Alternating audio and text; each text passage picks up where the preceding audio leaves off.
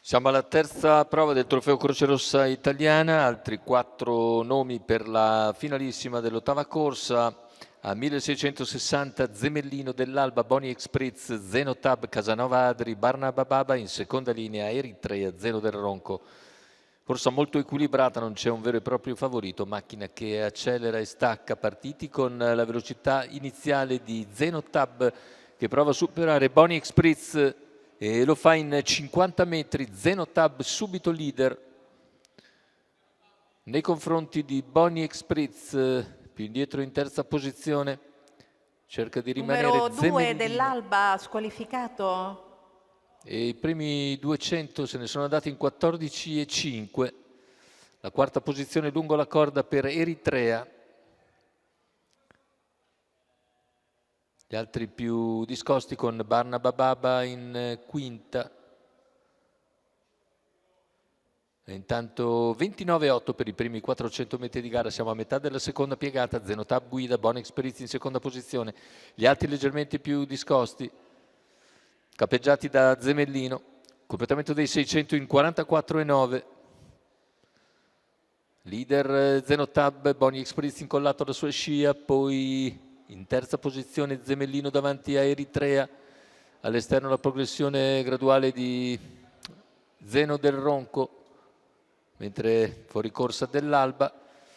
Cavalli ora nel giro conclusivo, con l'anticipo di Eritrea su Zeno del Ronco. Intanto 1 chilometro in 1,14,6, Zenotab va via tutta andatura, Boni Expritz rimane comunque vicino, cerca di avvicinarsi anche Eritrea.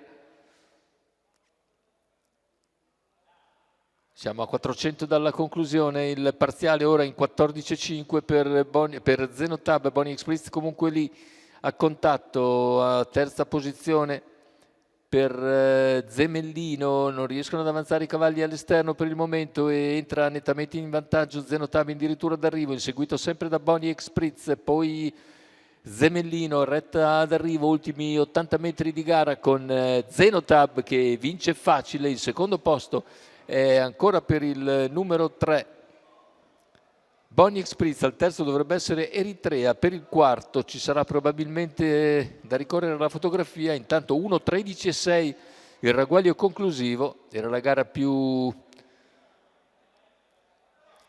qualitativa e quindi anche il ragguaglio cronometrico ne risente. 1,13,6. Andiamo a rivedere per il quarto posto. Come abbiamo detto, 4 di Zenotab al primo, Boni Expritz al secondo. Poi per il terzo dovrebbe averla spuntata Eritrea nei confronti di Zemellino, che di misura si salva da Barnaba Baba. Questo l'ordine d'arrivo ancora ufficioso, naturalmente da confermare.